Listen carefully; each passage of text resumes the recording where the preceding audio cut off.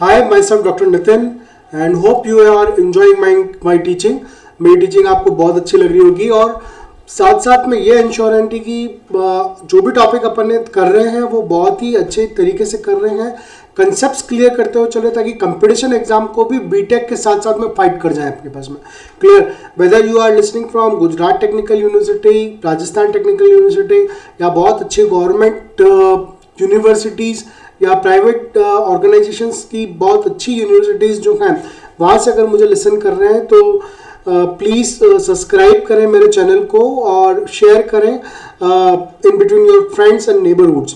Today हम start करने जा रहे हैं, मतलब क्या, हार्टले ऑसिलेटर स्टार्ट करने जा रहा हूँ। ऑसिलेटर की अगर बात करूँ तो ऑसिलेटर अगर एक सर्किट है, ऑसिलेटर कभी भी डिवाइस नहीं है।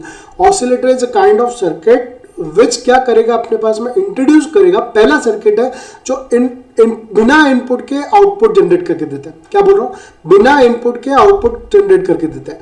सेकंड थिंग क्या बात हो रही है अपने पास में, ऑसिलेटर एक ऐसा सर्किट है जो कि डीसी से एसी सिग्नल इंट्रोड्यूस करके दे रहा है। मतलब मैं क्या कर रहा हूँ, सिर्फ और सिर्फ ट्रांजिस्टर को ऑपरेट करने के लिए प्लस वीसीसी, एफईटी को ऑपरेट करने के लिए प्लस वीडीडी यूज कर रहा हूँ और उसके कॉरस्पॉन्डिंग इन डीसी सप्लाई के कॉरस्पॉन्डिंग हमें क्या मिलेगा, आउटपुट मिलेगा। ऑसिलेटर्स बहुत टाइप्स में कैटेगराइज हैं बेस्ड ऑन देयर क्लासिफिकेशंस के अंदर, तो आप चाहें तो मेरी बुक के अंदर भी देख सकते हैं कि कैसे ऑसिलेटर के डिफरेंट क्लासिफिकेशंस हुए हैं। आज हम क्या कर रहे हैं, आज हम साइनोसॉइडल टाइप के ऑसिलेटर के बारे में बात कर रहे हैं, जिसमें फर्स्ट ऑसिलेटर जो है वो मैं किसकी बात कर रहा हूँ, हार्टले। मतलब क्या, मेरे दिल से जब बात निकली, दिल से क्या बात होगी अपने पास में, हार्ट और ले, तो हार्टले ऑसिलेटर ऐसे याद करना है अपने पास में। नितिन सर के दिल से जो बात निकली उसे हार्ट बोला और ले ऑसिलेटर हो गया। इसका मतलब ये नहीं कि नितिन सर के हार्ट की वजह से वो हार्टले हुआ। जो रेस्पेक्टिव हार्टले साइंटिस्ट जो थे उन्होंने इस सर्किट का फॉर्मेशन किया और फॉर्मेशन ये किया कि कॉमन इमीटर एम्पलीफायर के फीडबैक पाथ के अंदर दो इंडक्टर कॉइल और एक कैपेसिटर यूज किया, उसको क्या बोला, हार्टले ऑसिलेटर। वापस रिपीट कर रहा हूँ, डेफिनेशन है। डेफिनेशन क्या लिखोगे आप, इजेमार का चेंज करते हुए क्या लिखोगे, हार्टले ऑसिलेटर क्या कंसिस्ट ऑफ, क्या कर रहा है, two inductors and one capacitor. Two inductors are in series and one capacitor is parallel.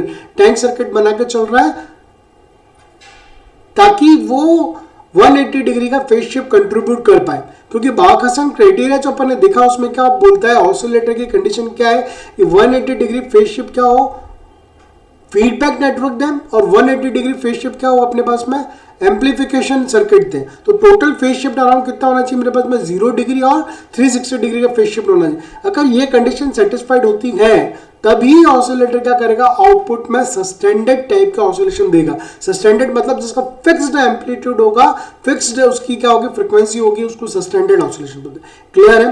Now upon start करते हैं पूरा सर्किट वगैरह करते हुए कि क्या वर्किंग प्रिंसिपल है बीजेटी हार्टले ऑसिलेटर का, उसको कैसे वर्कआउट करते हैं। क्लियर। नाउ बात कर रहे हैं अपन हार्टले ऑसिलेटर की बात करते हैं। तो हार्टले ऑसिलेटर जो है, Hartley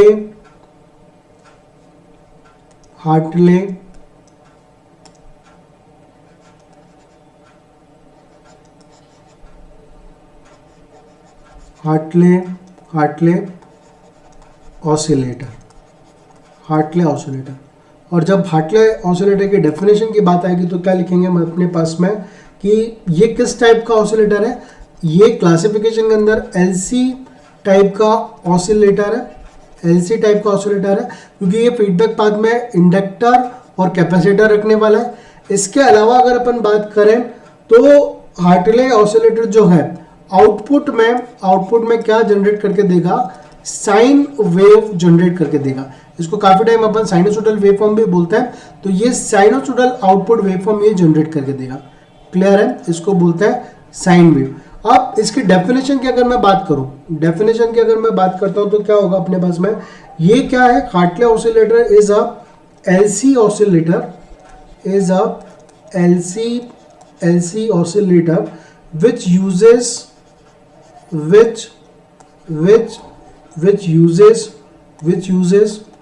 two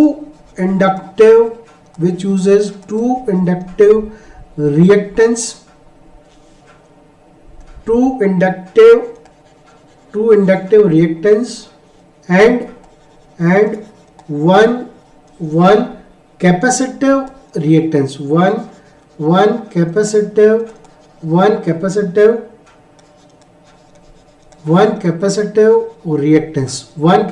reactance in its कहाँ पर रखेगा अपने पास in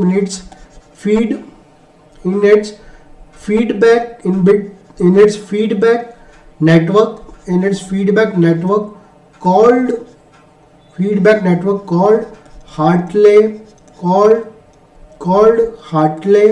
Hartley oscillator. ये क्या हो गई ये पूरी डेफिनेशन हो गई कि ये एक LC टाइप का ऑसिलेटर है जो क्या करेगा, फीडबैक पाथ के अंदर दो तो इंडक्टर यूज करेगा, एक L1 और दूसरा इंडक्टर यूज करेगा, ये क्या अपने पास में L2, और एक कैपेसिटिव रिएक्टेंस मतलब एक कैपेसिटेंस कंसिस्ट करके चलेगा। ठीक है, कैसे करेगा ये अपने पास में इसके फीडबैक पाथ में, जैसे कि अगर ये चले तो ये एक टैंक सर्किट बनाएगा, ये हुआ एक कैपेसिटर, और दो जो कॉइल हैं, दो कॉइल जो है इंडक्टिव की, वो इस तरीके से अपने पास में क्या होगा वर्कआउट करके, इसको L1 लिख रहा हूं मैं, इसको L2 लिख रहा हूं, और ये तो ये क्या है, ये काइंड ऑफ क्या है मेरे पास में टैंक सर्किट है, काइंड ऑफ मेरे पास में टैंक सर्किट है। और टैंक सर्किट क्या करेगा अपने पास में, यहां पर ऐड करेगा 180 डिग्री का क्या करेगा, फेज शिफ्ट को क्या करेगा, ये ऐड करके चलेगा। यहां तक क्लियर है? क्लियर हो गया सबको? हार्टले ऑसिलेटर आता है तो आपको क्या करना है, ये डेफिनेशन लिखनी है अपने पास में। ठीक है, यही मैं कॉलपिट्स ऑसिलेटर की अगर मैं बात करता हूं तो कॉलपिट्स ऑसिलेटर में क्या होगा, दो तो कैपेसिटर यूज होंगे और एक इंडक्टर यूज होगा, कहां पर, फीडबैक पाथ के अंदर अपने पास। अब इतना लिखने के बाद में आपको क्या करना है, इतना लिखने के बाद सीधा आपको क्या करना है कि अगर हम बीजेटी के थ्रू, अगर मैं बीजेटी के थ्रू क्या बना रहा हूं, हार्टले, बीजेटी के थ्रू मैं अगर हार्टले ऑसिलेटर डिजाइन कर रहा हूं, हार्टले ऑसिलेटर डिजाइन कर रहा हूं, तो मुझे क्या बनाना पड़ेगा, पहले एक बीजेटी बनाना पड़ेगा। ये मेरा एक बीजेटी हो गया। बीजेटी जो मैं यूज कर रहा हूँ वो कौन सा हो गया मेरे पास में, एनपीएन टाइप का बीजेटी हो गया। अब मैं यहाँ पर क्या कर रहा हूँ, एक कॉमन इमीटर एम्पलीफायर बना रहा हूँ, लेकिन यहाँ पर आरसी की जगह मैं आरएफसी यूज कर रहा हूँ। आरएफसी का मतलब होता है रेडियो फ्रिक्वेंसी चौक कॉइल। ठीक है, और आरएफसी के बाद में मैं इसको क्या कर रहा हूँ, इसको यहाँ से लाने के बाद में ये गया एक, और दूसरा मैं रेजिस्टेंस लगा रहा हूँ। ये वाला सर्किट आपने ईडीसी में याद किया है, कॉमन इमीटर एम्पलीफायर, ध्यान आ रहा है आप लोगों को, जहाँ पर आपने यहाँ कपलिंग कैपेसिटर लगाया था, यहाँ पर रेजिस्टेंस R1, ये रेजिस्टेंस R2, इसके पास में बाईपास कैपेसिटर यूज किया था आपने, जिसका नाम हुआ क्या है CE, और ये रेजिस्टेंस आपका RE रेजिस्टेंस हो गया, और इसको आपने क्या कर दिया था अपने पास में ग्राउंड, इसको आपने ग्राउंड कर लिया, और इसका आउटपुट जो था अपने पास में कॉमन इमीटर कॉन्फ़िगरेशन है, मतलब कलेक्टर से आउटपुट आएगा, तो इसका आउटपुट CC1 अगर मैं नाम लेता हूँ, कपलिंग कैपेसिटर CC1, और इसको कपलिंग कैपेसिटर CC2 नाम देता हूँ, तो ये क्या कर रहा है, ये इनपुट को कपल करने के लिए काम आ रहा है, और ये आउटपुट को कपल करने के लिए काम आएगा अपने पास में। यहाँ तक क्लियर हो गया अपने पास में? अब क्या हो रहा है अपने पास में, ये तो हुआ कॉमन इमीटर एम्पलीफायर, क्या आ रहा है मेरे पास में, ये क्या है, कॉमन इमीटर एम्पलीफायर। लेकिन मुझे क्या बनाना है, हार्टले ऑसिलेटर बनाना है। ध्यान रखना अपन इनपुट कुछ भी नहीं दे रहे अपन इस बार, क्लियर? तो अब मैं क्या कर रहा हूं, यहां से ये क्या हो रहा है, फीडबैक का मतलब क्या होता है, some part of output is sample back to the input है, मतलब आउटपुट का कुछ पार्ट वापस से क्या हो, sample back to the input हो, मतलब ये आउटपुट का कुछ part sample back to the input है, इसको क्या बोलते हैं, फीडबैक। अब ये सैंपल जो हो रहा है वो किसके कॉरस्पॉन्डिंग हो रहा है, वो सैंपल हो रहा है मेरे पास में, यहाँ पर मैंने कैपेसिटर लगाया और क्या कर रहा हूँ, दो इंडक्टर लगा रहा हूँ, एक L और एक L, ये इंडक्टर लगाया और मैं इसको सैंपल कर रहा हूँ यहाँ से। इसको मैं नाम दे रहा हूँ C कैपेसिटर, इसको L2, इसको मैंने नाम दिया L1, और इसको मैं यहाँ से क्या कर रहा हूँ, ग्राउंड। ध्यान रखना ग्राउंड करना बहुत जरूरी है, अगर ग्राउंड नहीं किया तो 180 डिग्री के फेज शिफ्ट नहीं इंट्रोड्यूस होकर आएगा अपने पास। ठीक है, ये पूरा क्लियर हुआ हार्टले ऑसिलेटर। ये वाला जो पूरा पोर्शन बनाया, कौन सा, ये वाला जो पूरा पोर्शन बनाया मैंने, ये पूरा पोर्शन क्या है, ये पूरा पोर्शन क्या है मेरे को, कॉमन इमीटर एम्पलीफायर का पोर्शन है, क्योंकि बीजेटी की बात कर रहा हूँ, बीजेटी की बात करूँ तो इसको क्या लिखूँ मैं, common emitter amplifier. Common emitter amplifier खुद क्या करता है, 180 डिग्री का क्या करता है अपने पास में, फेज शिफ्ट, 180 डिग्री का फेज शिफ्ट प्रोवाइड करता है, फेज शिफ्ट प्रोवाइड करता है अपने पास में। तो 180 डिग्री का फेज शिफ्ट ये प्रोवाइड कर देगा, रिमेनिंग 180 डिग्री का फेज शिफ्ट मुझे ये टैंक सर्किट प्रोवाइड करेगा। इसको अपन बोलते हैं क्या, टैंक, इसको मैं बोल रहा हूँ क्या, टैंक सर्किट। तो रिमेनिंग फेज शिफ्ट 180 डिग्री का ये टैंक सर्किट प्रोवाइड करेगा। तो इसका जो आउटपुट है, ये वी आउटपुट जो यहाँ पर आ रहा है, वो आउटपुट क्या आएगा मेरे पास में, आउटपुट जो आएगा वो मेरे पास में साइनोसोडल वेवफॉर्म आएगी। इसका जो आउटपुट आएगा वो क्या आएगा, साइनोसोडल वेवफॉर्म आएगी अपने पास। क्लियर है अपने पास में। अब मैं क्या कर रहा हूँ, इंडिविजुअली क्या क्या चीजें कहाँ कहाँ लिखी हुई है उनके बारे में पॉइंट्स बना के चलेंगे। सबसे पहला पॉइंट क्या बनाएंगे, आपकी लिखना है, आपको समझ लो पहले, फिर इसको अपनी हैंड राइटिंग में लिख लेना जो भी आपके लैंग्वेजेस में। कि फर्स्ट पॉइंट है कि कॉमन इमिटर एम्पलीफायर 180 डिग्री का फेज शिफ्ट प्रोवाइड करता है। सेकंड पॉइंट जो है वो क्या है मेरे पास में, फीडबैक के अंदर फीडबैक जो है, फीडबैक नेटवर्क जो है ये क्या कर रहा है, remaining 180 degree phase shift provide कर रहा है। So the total phase shift around a loop जो होगा वो कितना होगा मेरे पास में, 180 डिग्री प्लस 180 डिग्री, कितना फेज शिफ्ट हो जाएगा मेरे पास में, 360 डिग्री का फेज शिफ्ट हो जाएगा। या फिर क्या होगा, मेरे को 0 डिग्री का फेज शिफ्ट मिलेगा। अगर आउट ऑफ फेज हुआ तो मेरे पास में मेरे को क्या मिलेगा, ये 0 डिग्री का मुझे फेज शिफ्ट प्रोवाइड होगा। अगर ऐसा होता है मतलब अगर ऐसा होता है तो फर्स्ट कंडीशन जो है, फर्स्ट कंडीशन किसकी है, बार्क, जो ऑसिलेटर का बेसिक प्रिंसिपल है, बार्क-हसन क्रिएशन जो है अपने पास में, बार्क-हसन क्रिएशन जो है वो क्या बोलता है, वो बोलता है कि अगर total phase shift around a loop, मतलब यहां से चले आउटपुट जो होता है वापस इनपुट में अगर बढ़ के आए तो total phase shift around a loop या तो 0 डिग्री हो या फिर मेरे पास में क्या हो, 360 डिग्री हो। तो एक क्या करेगा अपने पास में, तो ये आउटपुट के अंदर अपने पास में ऑसिलेशंस जनरेट करेगा। और सेकंड कंडीशन बार्क-हसन की क्या है अपने पास में, फर्स्ट कंडीशन क्या हो गई, 0 डिग्री और 360 डिग्री फेज शिफ्ट चाहिए। सेकंड कंडीशन क्या हो गई कि A beta should be equal to 1 होना चाहिए। ए मतलब कॉमन इमिटर एम्पलीफायर का जो गेन है उसको अपन ए से रिप्रेजेंट करते हैं, और ये जो नेटवर्क जो है इसको अपन क्या करें, बीटा से रिप्रेजेंट करें। तो इसको क्या बोला अपने पास में, ए बीटा शुड बी या तो ग्रेटर देन इक्वल टू 1 या सस्टेंडेड ऑसिलेशन की कंडीशन में क्या होना चाहिए, इक्वल टू 1 होना चाहिए अपने पास। यहां तक क्लियर हो गया आपको। अब मैं आगे की तरफ बढ़ रहा हूं, उसमें क्या करना है अपने पास। अब इसके जो कंपोनेंट्स हैं उनके बारे में बात करते हैं।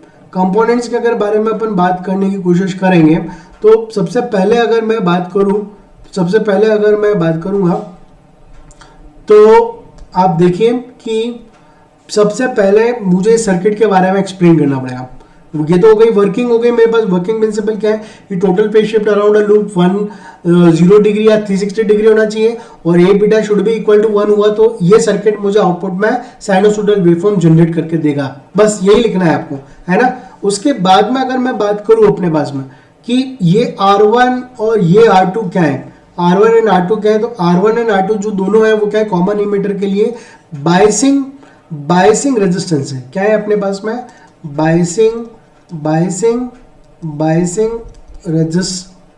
बायसिंग रेजिस्टेंस अपने पास। क्लियर। आरएफसी की अगर बात करते हैं तो आरएफसी का क्या बताया मैंने, पूरा नाम radio frequency chalk coil, radio frequency chalk coil हो गई अपने पास। ये रेडियो फ्रिक्वेंसी चॉक कॉइल क्या करेगी, it's reactance value is very high. इसका रिएक्टेंस वैल्यू क्या है, वेरी हाई होगा। किसके लिए, फॉर हाई फ्रीक्वेंसी के लिए।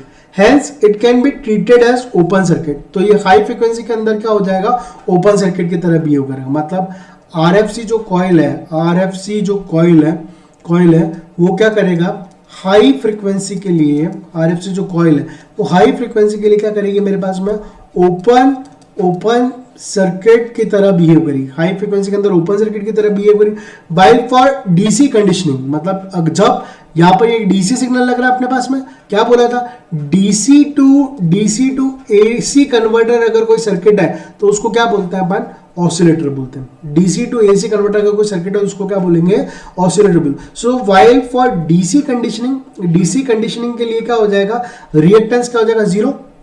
डीसी के लिए क्या हो जाएगा, डीसी के लिए इसको मैं थोड़ा सा यहाँ से रब कर देता हूँ अपने पास में, ताकि आपको इस तरफ मैं लिख देता हूँ, अच्छे से क्लियर हो जाएगा। वाइल फॉर अगर मैं बात करूँ किसके अंदर, डीसी के अंदर बात करता हूँ, किसका, आरएफसी चौक कॉइल की अगर बात करते हैं, वाइल फॉर किसके बात करूँ मैं, DC condition, while for DC condition, the reactance जो होगा इसका, द रिएक्टेंस इज क्या हुआ मेरे पास में, the reactance is 0, hence causes no problem for DC capacitor. तो डीसी कैपेसिटर के लिए ये कोई भी प्रॉब्लम क्रिएट नहीं करेगा, क्लियर है। So hence DC RFC is isolation between AC और डीसी ऑपरेशन अचीव। तो क्या होगा, ये जो आरएफसी है, ये आरएफसी लगाने की जरूरत क्या पड़ी, क्यों पड़ी अपने पास में, ये जो आरएफसी वो क्या करेगा, आइसोलेशन प्रोवाइड करेगा किसके बीच में, आइसोलेशन बिटवीन किसके अंदर, जो एसी सिग्नल जनरेट होगा एंड डीसी के बीच में आइसोलेशन प्रोवाइड करेगा। और अब आरई की बात करते हैं, तो आरई और सीई जो है, ये कहां पर लगे हुए हैं, ईमीटर के ऊपर लगे हुए हैं। तो आरई और सीई को क्या बोलूंगा मैं, ईमीटर रेजिस्टेंस और ईमीटर कैपेसिटेंस। और ये क्या हुआ, ईमीटर रेजिस्टेंस एंड कैपेसिटेंस के साथ क्या हुआ, ईमीटर बाईपास कैपेसिटर की तरह भी बिहेव करेगा। ये किसकी तरह बिहेव करेगा मेरे को, ईमीटर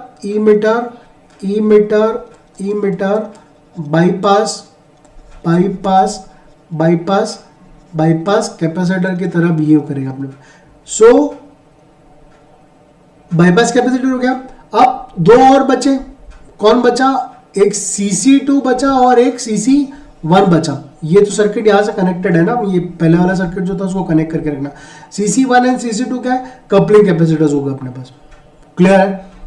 अब मैं थोड़ा सा इसको रब करता हूं ताकि आपको थोड़ा सा और पॉइंट्स लिखने के लिए आसानी हो जाएगी इसी स्लाइड के ऊपर। इसका स्क्रीनशॉट ले लेना आप एक बार पहले ना, मैंने रब किया उसके पहले एक बार रुककर इसका स्क्रीनशॉट ले लेना, क्योंकि अब मैं आपको पूरा ज़्यादा डिटेल थ्योरी नहीं लेके चला जा रहा हूँ। क्योंकि समवन आज अगर मैं डिपार्टमेंट में गया तो सब लोग बोला नहीं कि सर ये इंजीनियर के बच्चे जो है ना, ये पूरा वर्ड टू वर्ड इंजीनियरिंग नहीं पढ़ रहे, जबकि मैं तो आपको word to word concept clear करके चल रहा हूँ, है ना।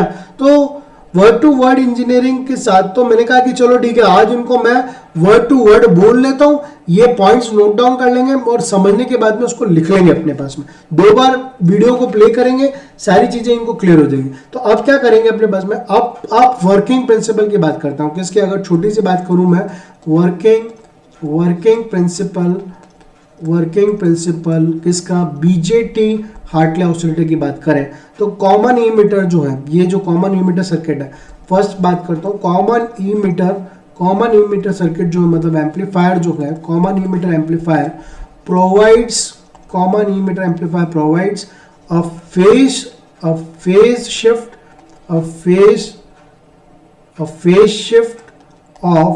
180 डिग्री का फेज शिफ्ट प्रोवाइड करेगा।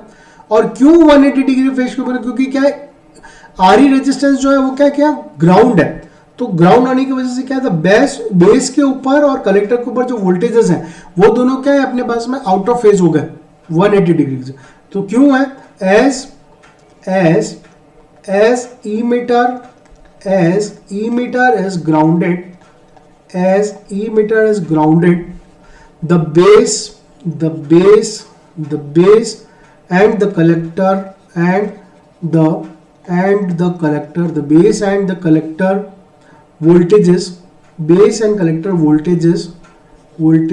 voltages are क्या हो जाएंगे, are आउट ऑफ फेज। और जब आउट ऑफ फेज की बात करते हैं तो कितना होता है अपने पास में 180 डिग्री फेज शिफ्ट आता है, क्लियर है, 180 डिग्री फेज शिफ्ट आता है।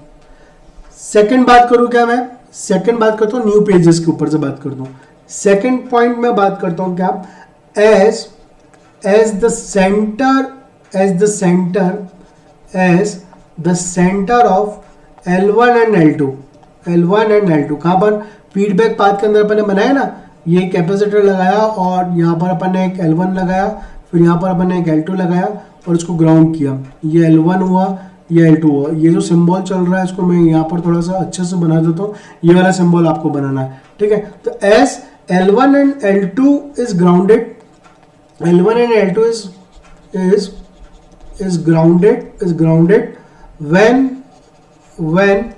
upper end becomes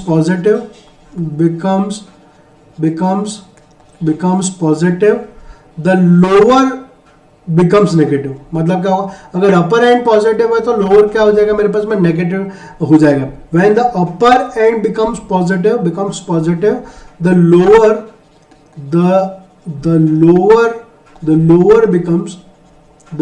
becomes negative, and क्या हो सकता है अपने पास में, उल्टा भी हो सकता है, वाइस वर्सा हो सकता है अपने पास में, and vice versa.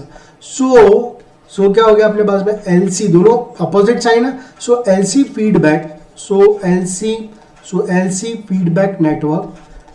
Feedback network gives क्या करेगा अपने पास में, एंड एडिशनल क्यों बोल रहे हैं, क्योंकि अपन को 0 डिग्री या फिर 360 डिग्री फेज शिफ्ट चाहिए. एडिशनल फेज शिफ्ट कितना देगा, एडिशनल फेज शिफ्ट देगा मुझे 180 डिग्री का. necessary to satisfy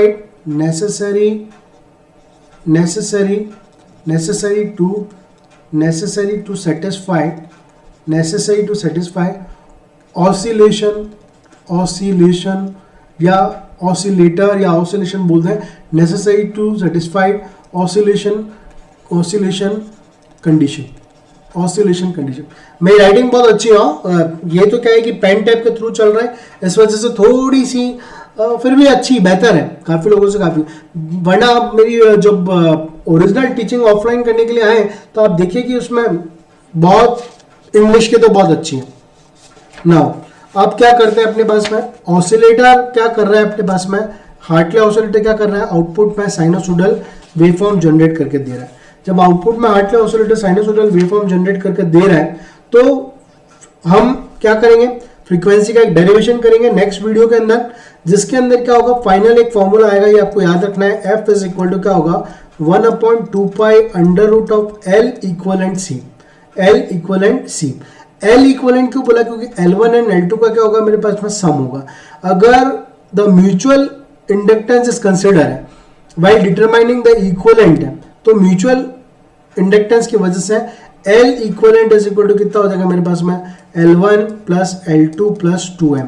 2M क्या बता रहा है, म्यूचुअल इंडक्टेंस को शो करके चल रहा है. यहां तक क्लियर है आप लोगों को. सो hope you have better understand. इसके ऊपर न्यूमेरिकल भी आ सकता है अपने पास में ना, ध्यान रखना आप लोग.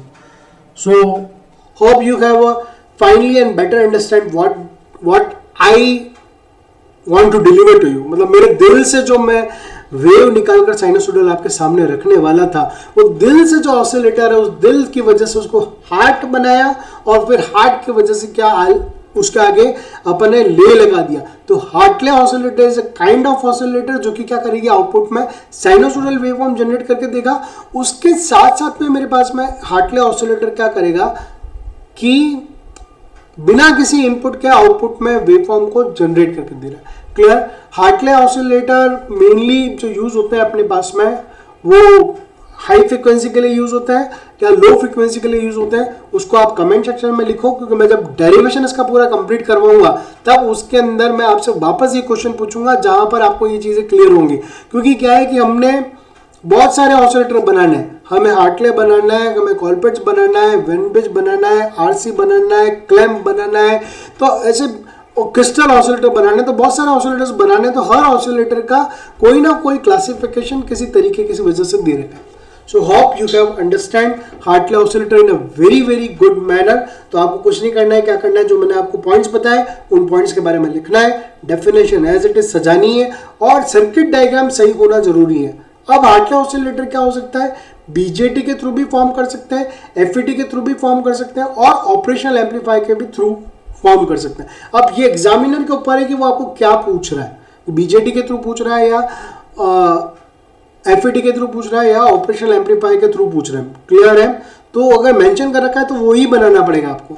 यहाँ पर अपन ने टुडे बीजेटी या फिर ट्रांजिस्टर हार्टले ऑसिलेटर कंप्लीट किया। अगर आपको वाकई में टीचिंग अच्छी लगी है तो please subscribe my channel, share with your friends, neighbours, hostellers, ताकि वो लोग भी क्या करें, अपने आप में full out of full marks की तरफ प्रिपेयर करें विद कंसेप्ट्स के साथ में। क्लियर है आप लोगों को हर चीज़? फाइन। मैं आपको अगर किसी को ऑनलाइन में भी अगर कोई दिक्कत आता है या कोई प्रॉब्लम है तो I am welcome you in lake of city Udaipur itself, और जो कि इंडिया के अंदर, राजस्थान के अंदर लोकेटेड है। आप लोग अपने एग्जामिनेशन के करीबन 10 डेज पहले आ सकते हैं अपने पास में। जिन लोगों के पास बैकलॉग है और जिन लोगों को मतलब 100 आउट ऑफ 100 अचीव करना है तो वो at the end of semester भी मिल सकता है, या फिर बेटर चॉइस तो ये है कि स्टार्टिंग ऑफ द सेमेस्टर में मिले।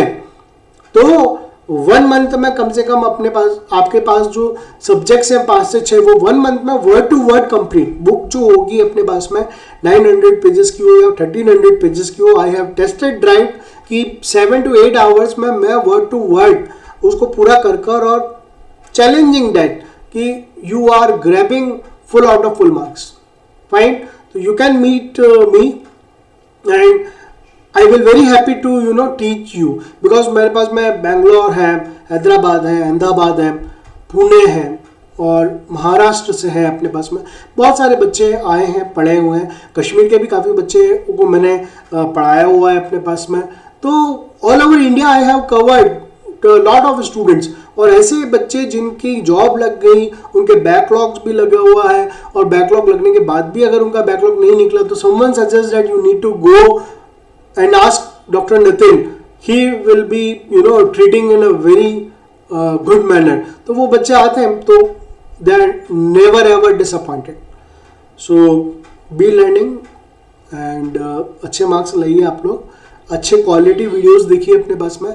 ऐसा नहीं है कि आप 1 मिनट इंजीनियरिंग देख रहे हैं या फिर आप कुछ ऐसा वीडियो देख रहे हैं जिसमें कि सिर्फ सब्सक्राइबर को या यूट्यूबर को अपने सब्सक्रिप्शन इंक्रीज करने या आवर्स इंक्रीज करने। नहीं, मेरे केस में ऐसा बिल्कुल भी नहीं मिलेगा आपको। There is no need of hours increase करने का। यहाँ पर क्या है कि मेरे से पढ़कर अगर आपके फुल आउट ऑफ फुल आ गए तो दिस इज मेरे सेटिस्फेक्शन हो गया। ठीक है, this is the main earning मेरी हो गई। और फिर कुछ सालों बाद आप कॉल करके बोलेंगे कि सर आपने ये कंसेप्ट दिया था, इस वजह से मैं आज इस पोजीशन पे हूं। तो वो this is the main earning. मतलब पैसा एक अलग चीज होती है और एक सोसाइटी के लिए जो वर्कआउट होता है वो एक अलग चीज होता है। तो मैं सिर्फ और सिर्फ सोसाइटी के लिए वर्कआउट कर रहा हूँ अपने पास में। आप देखिए, आप अमेजन किंडल पे जाएंगे तो मेरी काफी बुक्स मिलेंगी आपको वहां पर। वो स्टार्टिंग में फ्री ऑफ कॉस्ट है फॉर द स्टूडेंट्स। आप बिल्कुल फ्री ऑफ कॉस्ट में पढ़िए, बिल्कुल कोई दिक्कत नहीं। यूट्यूब चैनल में कहीं भी आपको कोई वीडियो प्राइवेट नहीं मिलेगा, फ्री ऑफ कॉस्ट पब्लिकली मिलेगा अपने पास में। और इवन मैं आपको अपना व्हाट्सएप नंबर दे देता हूँ ताकि आप लोगों को कांटेक्ट करने में आसानी हो। तो this is my WhatsApp number. So for offline and online teaching you can contact me 888829961102। This is my WhatsApp number. और इसके अलावा अगर आप कोई मेल ड्रॉप करना चाहें तो ये मेरा mail ID doctor Nitin Kuthari 4@gmail.com।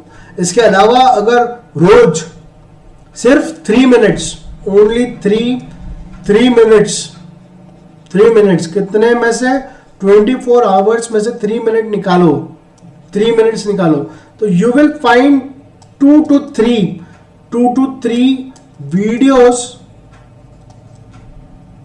3 videos on my Facebook NITIN nitin.kuthari.148।